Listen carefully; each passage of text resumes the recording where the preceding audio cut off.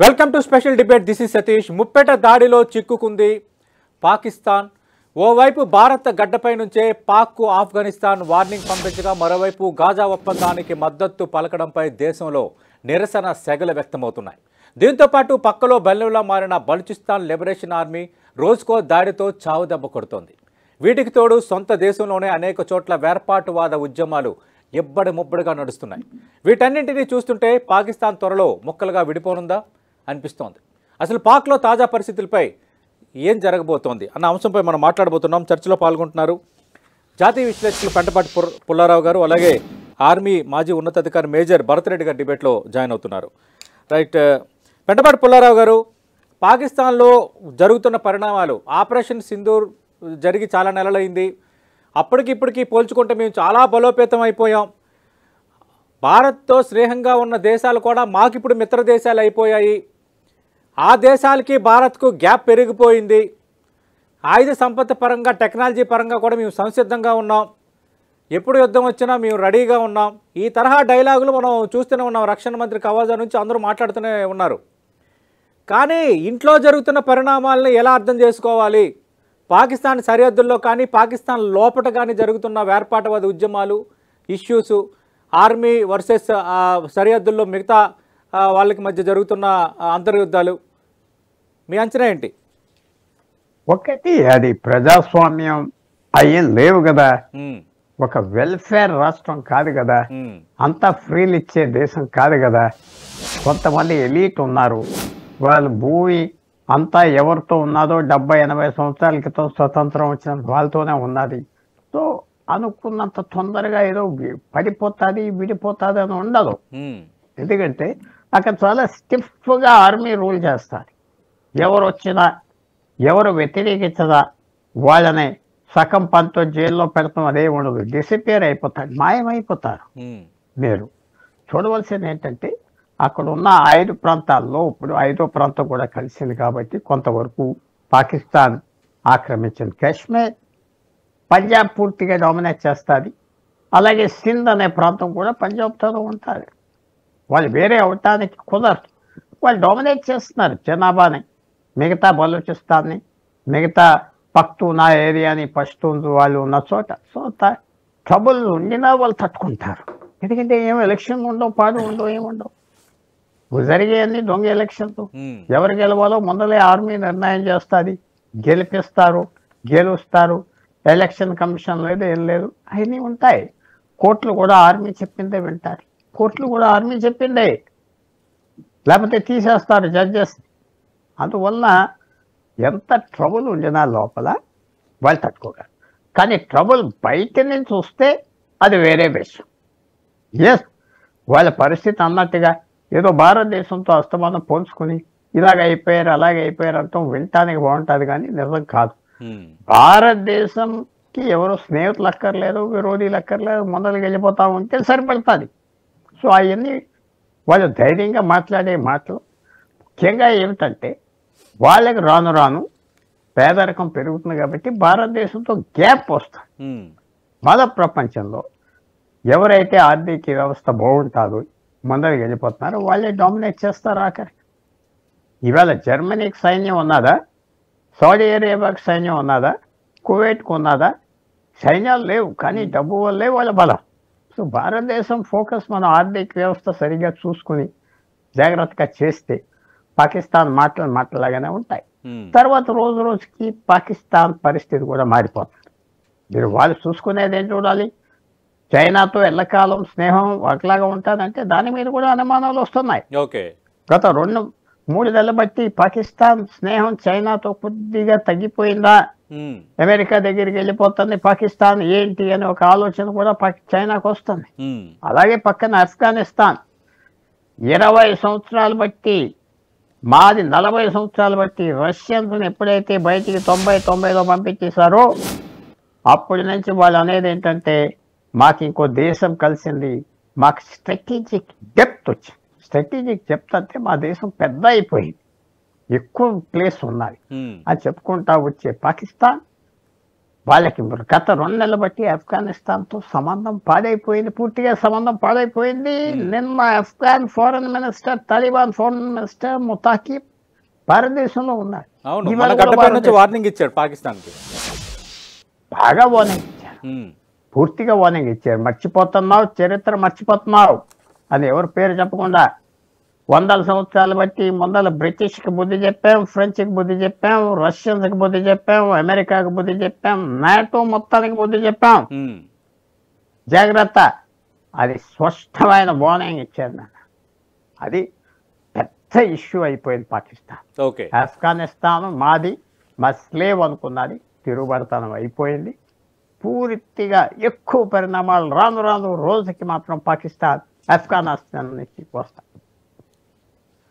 Right. Bharath Reddy గారు, ఒకటి Balochistan liberation army versus Pakistan army మధ్య జరుగుతున్న పరిణామాలు, అలాగే తాలిబాన్ కేంద్రంగా చేసుకొని ఆఫ్ఘనిస్తాన్ కేంద్రంగా చేసుకొని కొందరు మాపై దాడికి పాల్పడుతున్నారంటూ పాకిస్తాన్ చేస్తున్న దాడుల్లో పౌరులు మరణిస్తుండడం రెండోది. మూడోది, సింధు దేశ్ అంటూ ఒక కొత్త నినాదం అక్కడ బయలుదేరింది, పంజాబ్ డామినేషన్ పెరిగిపోయిందని.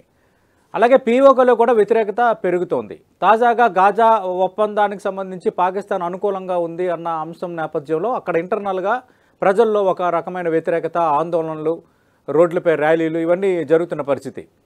ఇవన్నీ చూస్తున్నప్పుడు ఏమనిపిస్తోంది అంటే పాకిస్తాన్ ఎప్పుడూ లేని ఒక ఇబ్బందికర పరిస్థితి ఎదుర్కొంటుందో, వీటి రిజల్ట్స్ ఎలా ఉండొచ్చు? రైట్. సో ఫస్ట్ పాకిస్తాన్ మీరు జాగ్రఫీని విశ్లేషిస్తారండి. What you will see is that Pullarao గారు చెప్పినట్టు పంజాబీస్ అనే ఒక కల్చర్ ఏదైతే ఉందో, వీళ్ళు మిగతా పాకిస్తాన్ అంటే పంజాబ్ యాక్చువల్లీ ఏరియా చిన్నది, చాలా రిచ్ ఏరియా, పంటలు పండే area, industrialised area and educated area. Punjab government కానీ, పంజాబ్ ఆర్మీ పాకిస్తాన్ ఆర్మీ కానీ, పాకిస్తాన్ గవర్నమెంట్ కానీ ఏ రోజు కూడా పంజాబీసే డామినేట్ చేశారు. సో ఆ విధంగా మీరు అంటే ఇవాళ డెమోక్రసీ రూపంలో ఉండొచ్చు, కానీ సోషల్ ఎక్విటీ అనేది పాకిస్తాన్ లో ఎన్నడూ రాలేదు. అంటే సోషల్ ఎక్విటీ, ఎక్విటీ అనుకోండి, what ever, is never Pakistan in the sense that PoK అనే ప్రాంతం తీసుకున్నా కానీ, ఖైబర్ పఖ్తూన్వా ఫతా అంటాము, tribal areas, frontier agency tribal areas అంటాము, ఫటా, దట్ ఈస్ ఆఫ్ఘనిస్తాన్ తో బార్డరింగ్ ఏరియాస్, హిల్లీ ఏరియాస్. ఆ తర్వాత బలూచిస్తాన్ ఏరియా, ఇవన్నీ కూడా మౌంటైనస్ ఏరియాస్ అండ్ ఇక్కడ న్యాచురల్ రిసోర్సెస్, వాటర్ ఎక్కువ ఉండదు, అగ్రికల్చర్ కాదు, అండ్ చాలా పావర్టీలో బతుకుతారు.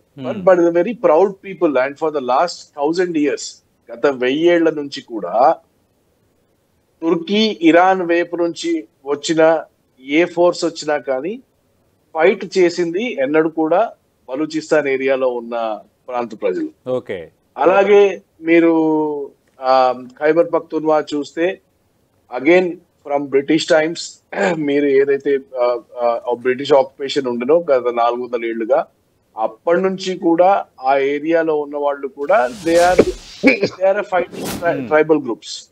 అంటే చాలా ఏమంటాము, సెల్ఫ్ రెస్పెక్ట్ ఉండి, డబ్బులు లేకపోయినా కానీ వాళ్ళ కల్చర్ ని, వాళ్ళ లాంగ్వేజ్ ని తమను తాముగా ఒక సెపరేట్ ఐడెంటిటీగా చూసే మనుషులు వీళ్ళు. Same with PoK, right?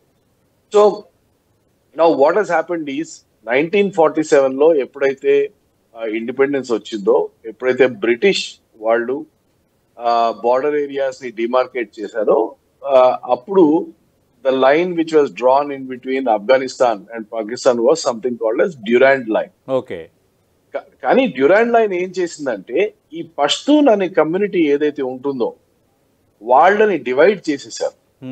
సగం పష్తూన్ లో ఉన్న ఏరియా ఆఫ్ఘనిస్తాన్ లోకి వెళ్ళింది, సగం పాకిస్తాన్ లో ఉండిపోయింది. ఇన్ఫాక్ట్ ఈ పష్తూన్ లో ఉన్న ఏరియానే మనం ఫటా అంటాం.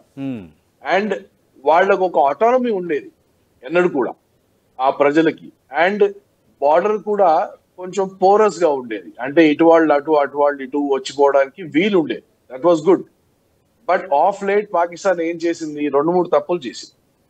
ఒకటి, ఆఫ్ఘనిస్తాన్ లోంచి ఎప్పుడైతే అమెరికా వెళ్ళిపోయిందో ఆ రోజే ఆఫ్ఘనీస్ డిసైడ్ చేసుకున్నారు, మేము ఈ ఇస్లామైజేషన్ తో వెపనైజేషన్ తో పాకిస్తాన్ తో చేతులు కలిపాము, దాంతో అంతర్గతంగా కూడా మేము నాశనం అయిపోయాం as a country Afghanistan, right. So మేము షరియా లా ఫాలో చేసే ఇస్లామైజ్డ్ కంట్రీగా ఉన్నా కానీ మేము మా దేశంలో మా ప్రజల్ని చూసుకుంటాము, మేము ఇంటర్నేషనల్ గా పోము, we will not go and you know ఆ టైంలో ఎట్లయితే ముజాహిద్ తో జిహాద్ అది ఇది అని ఎగిరారో అది మేము చేయము అని డిసైడ్ చేసుకున్నారు వాళ్ళు. సో ఇప్పుడు 2021 నుంచి ఎప్పుడైతే ఇప్పుడు తాలిబాన్ కి కూడా 2 వర్గాలు ఉన్నాయి, ఒకటి ఆఫ్ఘనిస్తాన్ లో ఉంటుంది which is in power, and ఒకటి పాకిస్తాన్ లో ఉంటుంది తహరీక తాలిబాన్. ఇప్పుడు ఫటా ఏరియాలో ఎవరైతే వైలెన్స్ కి స్టార్ట్ చేస్తున్నారో they are part of TTP, Tehrik-e Taliban. And వీళ్ళకి ఎందుకు ప్రాబ్లం అవుతుందంటే పాకిస్తాన్ కొంచెం ఎవరైతే ఆఫ్ఘాన్ మైగ్రెంట్స్ ఈ పష్తూన్ ఏరియాలో లేక ఇట్ సైడ్ వచ్చి ఉన్నారో వాళ్ళని బలవంతంగా వాపస్ ఆఫ్ఘనిస్తాన్ పంపించడం జరిగింది. ఓకే, అంటే ఫోర్స్డ్ ఎవిక్షన్. రెండోది ఏంటంటే they started building a fence on Durand line. So దాంతో రాకపోకలు మీద రెస్ట్రిక్షన్ వచ్చింది, and that people are not liking, the local people are not liking. ఇన్ని రోజులు మేము వచ్చిపోయే వాళ్ళము, ఇప్పుడు ఎందుకు ఆపుతున్నారు అని. మూడోది రీజనల్ అటానమీ, ఏదైతే ఫటా అనేది ఉండేదో ఫటాని వాళ్ళు క్యాన్సిల్ చేసి దాన్ని కేపీ అంటే ఖైబర్ పఖ్తూన్ఖ్వా ఏరియాలో జాయిన్ చేసేసారు. సో దాంతో వీళ్ళ అటానమీ పోయింది. అదర్వైజ్ దేర్ వేర్ ట్రైబలీ అడ్మినిస్టర్డ్, అంటే ట్రైబల్ కౌన్సిల్స్ ఉండి తమను తాము వాళ్ళు అడ్మినిస్టర్ చేసుకునేవాళ్ళు. దాని మీద రెస్ట్రిక్షన్స్ వచ్చాయి.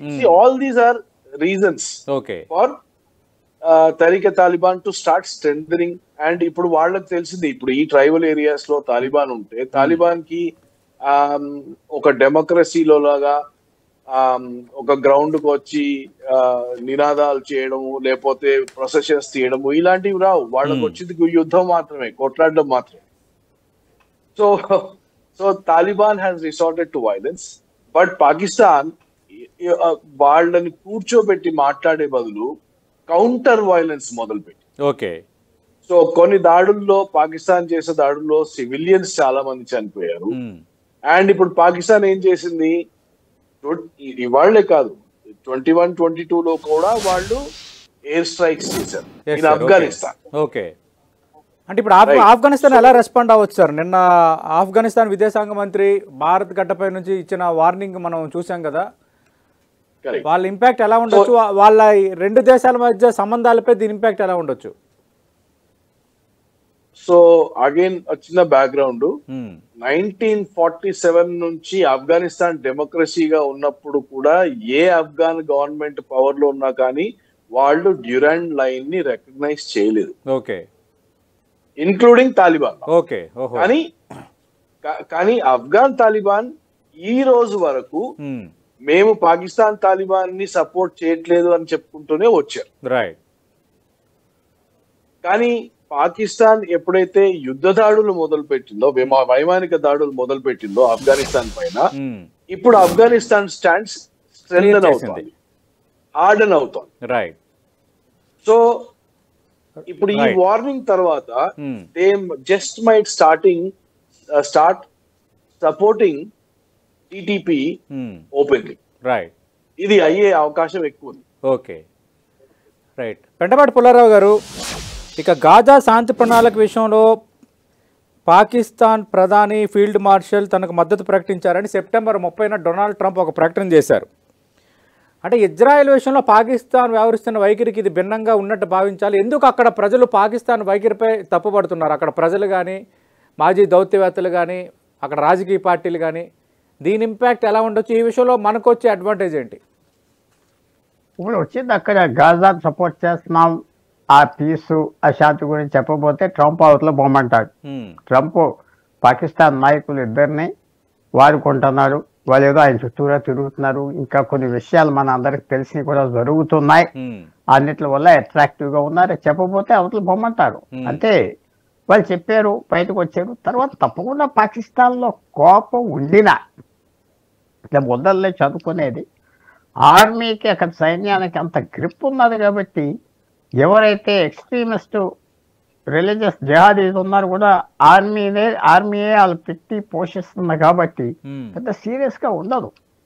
తర్వాత భారతదేశానికి దాంతో వచ్చే అడ్వాంటేజ్ ఏమిటంటే పాకిస్తాన్ లీడర్లు సీరియస్ పీపుల్ కాదు, వాళ్ళని సీరియస్ గా తీసుకోకూడదు అని ఇలాంటి వ్యవహరిస్తూ ఉంటే అది మాత్రం వస్తాయి.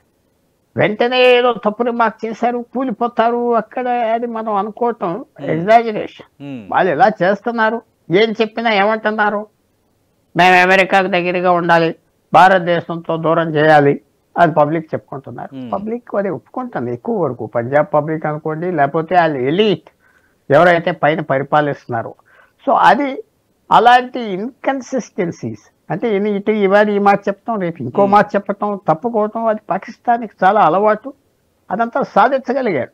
ఎందుకంటే అన్నింటికంటే ముఖ్యం గత 40 సంవత్సరాలు 2019 వరకు దాదాపు 1980 నుంచి 40 సంవత్సరాలు యూరోప్ నుంచి నాటో, అమెరికా పాకిస్తాన్ మీద ఆధారపడ్డారు.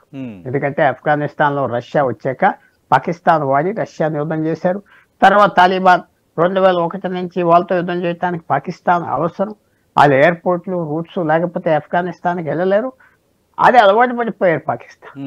ఏం చెప్పినా చలామణి అవ్వేది, ఇష్టం వచ్చింది చేసేవాడు. కానీ ఆ పరిస్థితి ఇప్పుడు లేదు పాకిస్తాన్. అంత అవసరం లేదు అమెరికా. ఏదో మా దగ్గర ఈ రేర్ ఎర్త్స్ ఉన్నాయి, మినరల్స్ ఉన్నాయి, ఏదో చిన్న మార్కెటింగ్ చేసేటట్టుగా చెప్పుకోవటం ఎంతో దూరం వెళ్ళదు.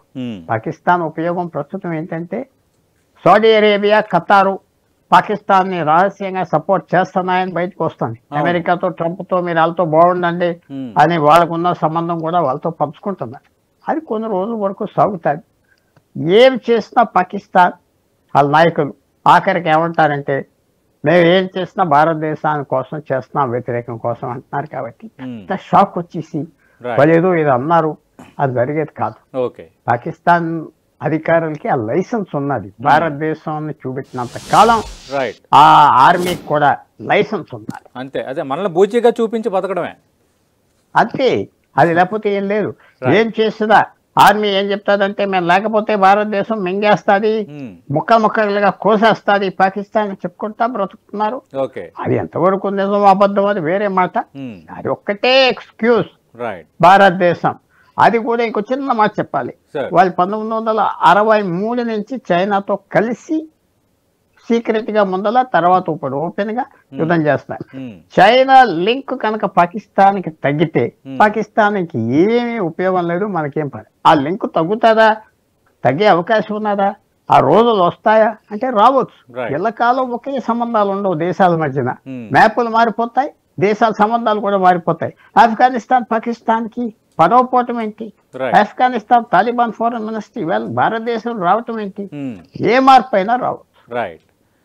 చర్చను ముగించే ముందు భరత్ రెడ్డి గారు, అంటే ఈ పరిణామాల నేపథ్యంలో భారత్కు ఎలాంటి అడ్వాంటేజ్ ఉండొచ్చు సార్? బ్రీఫ్గా స్ట్రాటజిక్ గా నేను మీకు ఒకసారి చెప్పానండి. ఇంతకుముందు మనం చేసుకున్న డిస్కషన్స్ లో మనం ఏమనుకున్నామంటే పాకిస్తాన్ ని మనం జయించాలంటే పాకిస్తాన్ మీద ప్రత్యక్షంగా యుద్ధానికి వెళ్ళి పాకిస్తాన్ ని ఓడగొట్టే అవసరం లేదు. వాళ్లకు ఉన్న న్యాచురల్ ఫాల్ట్ లైన్స్ ఏవైతే ఉన్నాయో ఇవే మనం డిస్కస్ చేసాం. బలూచిస్తాన్ కానివ్వండి, పష్తూనిస్తాన్ కానివ్వండి, ఇటు పిఓకే కానివ్వండి, వీటిల్లో ఏవైతే ఉద్యమకరమైన శక్తులు ఉన్నాయో వాటిని మనం పెంచి పోషిస్తే వాడు మన దేశంలో మనని ఎలా విడగొట్టాలని చూస్తున్నాడో, మన సోషల్ ఫాల్ట్ లైన్స్ ని ఎక్స్ప్లాయిట్ చేసి మనం అదే రాజనీతి, అదే స్ట్రాటజీ ఉపయోగిస్తే పాకిస్తాన్ ని కంట్రోల్ చేయడం. అంటే వాళ్ళు విడిపోకపోవచ్చు, కానీ పాకిస్తాన్ ఆర్మీ మాత్రం బిజీ అయిపోతుంది, ఎంగేజ్ అవుతుంది. సో మన మీద ఫోకస్ కాకుండా అప్పుడు అంతర్గతంగా వాళ్ళు రీసోర్సెస్, ఫైనాన్షియల్ రీసోర్సెస్ కానివ్వండి, హ్యూమన్ రీసోర్సెస్ కానివ్వండి, పొలిటికల్ రీసోర్సెస్ కానివ్వండి, అవన్నీ కూడా అప్పుడు తన దేశంలో తను చేసుకోవాల్సి వస్తుంది. So I think that is a good strategy for us, and that is what I think probably Indian Army also is doing. But India must be doing. పరోక్షంగా టీటీపీని మనం సపోర్ట్ చేసి వాళ్ళకు కొన్ని వెపన్స్ ఇచ్చి వాళ్ళకు కొన్ని డబ్బులు ఇస్తే అది మంచిదే కదా. Right. Because border issue keeps festering. ఆ పాసిబిలిటీ ఉందా చెప్పలేమండి. Okay, right. ఖచ్చితంగా చూద్దాం ఈ పరిణామాలు ఇంకా ఎంతవరకు దారితీస్తాయో అనేది. థ్యాంక్ యూ భరత్ రెడ్డి గారు, థ్యాంక్ యూ వెంటపాటి పుల్లారావు గారు. మనం చూస్తున్నాం పాకిస్తాన్లో జరుగుతున్న పరిణామాలు పాకిస్తాన్కు ఒక నిద్ర లేకుండా చేస్తున్నాయి. అటు ఆ వేర్పాటువాద ఉద్యమాలు, గాజా ఒప్పందానికి పాక్ మద్దతు తెలుపుతున్న విధానం, ఇజ్రాయిల్ విషయంలో ఎన్నో సంవత్సరాల నుంచి ఉన్న వైఖరిలో కొంత భిన్నత రావటం, అంతకు మించి చుట్టుపక్కల బలూచిస్తాన్ విషయంలో కానీ, ఇప్పుడు ఆఫ్ఘనిస్తాన్ బార్డర్లో టీపీటీ విషయంలో కానీ జరుగుతున్న పరిణామాలను చూస్తున్నప్పుడు కొంత చాలా ఇబ్బందికర పరిస్థితి అయితే పాకిస్తాన్ ఎదుర్కొంటుంది. బయటికి మాత్రం ప్రగల్భాలు పలుకుతుంది. నేను బలంగా ఉన్నాను, నేను సమృద్ధిగా ఉన్నాను, ఆయుధ సంపద పెంచుకున్నానని బయటికి చెప్తున్న మాటలంతా ఉట్టి కబుర్లే. చాలా ఇబ్బందికరమైన పరిస్థితి ఎదుర్కొంటుందనేది అర్థమైపోతుంది. భారత్కు చాలా మంచి అడ్వాంటేజ్ రాబోతోంది. అలాగే పాకిస్తాన్ ఆర్మీ కానీ పాకిస్తాన్ అధికార ఘనం కానీ మొత్తం ఈ ఇష్యూస్ మీద ఎంగేజ్ అవ్వడం అనేది కూడా భారత్కు మరింత బిగ్ అడ్వాంటేజ్ అని నిపుణులు అంటున్నారు. ఇది ఎన్టీవీ స్పెషల్ డిబేట్.